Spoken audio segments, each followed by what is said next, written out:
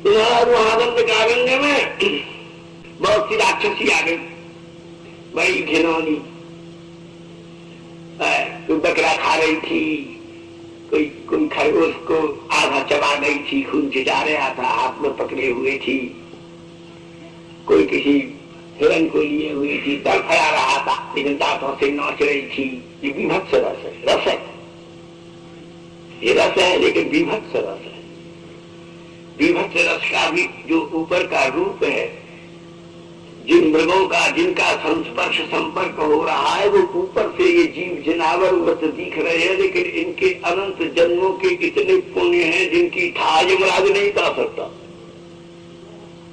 ये सब प्रारब्ध बनता सिद्धा समीक्षा। तुम्हारा जो राक्षसी आई, कोई सांप को थे, कोई का भयंकर था, बुरे दांत थे, बड़े भयंकर देख करके थर थर कांपे। लक्ष्मण जी ने कहा, रघुराम जी ने कहा, लक्ष्मण जाओ जाओ अपनी भाभी को संभालो, बड़ी कोमलांगनी डर जाएगी। चित्र लिखे थे, कभी देख डराई। ये स्वरूप मारी है प्रिया का। पुरते निकसी रघुवीर बधू, धरि धीर दिए मधु में पग गए। जल की बुरी भार कहीं जल की पटु सूख गए, अधरा थरवे पुनि पूछत है चलिबो कितो, प्रिय करुण कुटी प्रिय पर्ण कुटी करी हो कितो ऐसी की लख आकुलता प्रिय की यखियां चार चली जल के। ये जो श्री किशोरी का कोमल स्वरूप मार्ग, और वो इन्हें बड़ी बड़ी भयंकर राक्षसियों को देख करके लक्ष्मण से कहा, नहीं देखो प्रिय जाओ भाभी को संभालो, डर न जाए। लक्ष्मण को जाओ, तुम कौन भैया पास जाओ,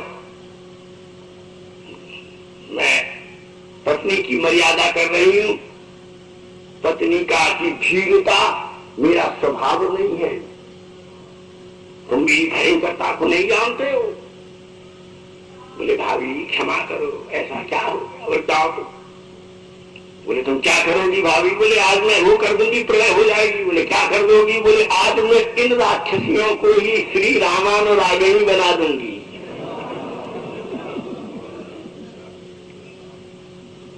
रामानुरागिणी प्रिया का मान है, ऐसी प्रिया को उठाकर चरण दबावे तो क्या करे।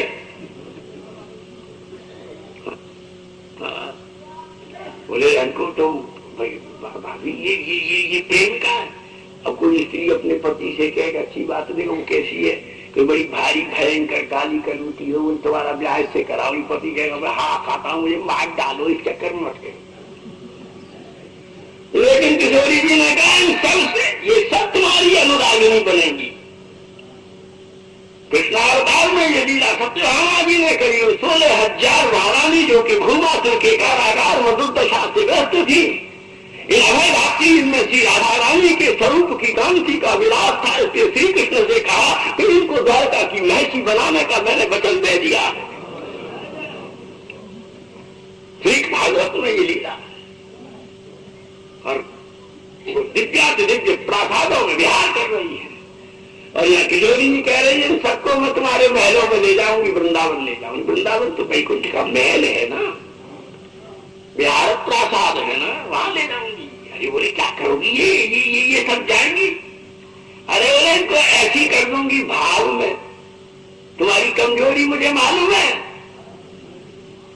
पत्नी के आगे पुरुष की कौन सी कमजोरी नहीं, वो इधर देखता है तो उठ कर कहती तुम क्या देख रहे थे भाई, तुम समझना मैं होश में नहीं हूं, तुम्हारी सब शैतानी समझती हूँ।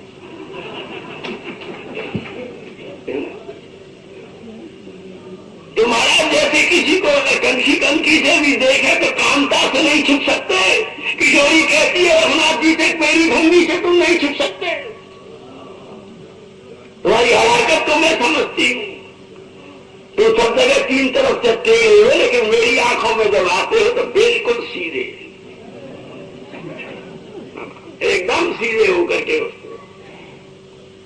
तो बोले क्या करोगे। बोले देखो ऐसी बना दूंगी क्योंकि तुम्हारी कमजोरी मैं जानती हूँ। बोले क्या कमजोरी है। पिताजी कह रहे हैं क्या कमजोरी है कि इसको आंख नहीं दिखती, नाक नहीं दिखती, दांत नहीं दिखते, होठ नहीं दिखते, चाव नहीं दिखती, कुंतल नहीं दिखते, गुणा गुण नहीं दिखते, पाप नहीं दिखते, केवल दिखता है तो किसी के डूबते हुए हृदय के भीतर का सूक्ष्म भाव दिखता। भाव की मोहन है गोविंद में और भाव की स्वामिनी किशोरी है। भाव की प्रतिष्ठा विदा भाव का श्री प्रिया जी और उन प्रिया जी ने उन सबके भीतर ऐसा भाव उत्पन्न कर दिया। देखो ये किशोरी जी के स्वभाव की महिमा महर्षि वाल्मीकि प्रकट कर रहे हैं। उन हत्यारिणी, हिंसा, क्रूर, रक्तचोषणी, विघातिनी, उन सबरी शंखनियों के भीतर ऐसा भाव पैदा किया कि अपने नखों से अपने केशों को झाड़ करके रघुनाथ जी के चलने के पथ को बुहारने लगी। रघुनाथ जी के जी क्या कर रही हैं? बोले आपके पथ में कांटे न चुभे ना, इसलिए ये इस पथ को मार्जन कर रही हैं। तो बोले फिर क्या होगा? बोले हो गया, होगा क्या? तुम देखते ही रह गए, अब क्या होगा? हो गया जो होना था। बोले क्या हो गया? बोले मेरे वक्षस्थल का लगा हुआ चंदन तुम्हारे चरणों में लगा था और तुम्हारे चरणों का चंदन दंडकारण्य की घास की नोकों पर लगा है और घास की नोकों का चंदन इनके माथे पर लग गया है। ये तो सुहागनी हो गई है, सबकी तो मथुरा की नागरी बंद हो गई। ये किशोरी की इसलिए आधाय मूर्धनि यदा पुरुषार गोप्य काम्यम पदम प्रिय गुणैरपि पिच्छमौलेः।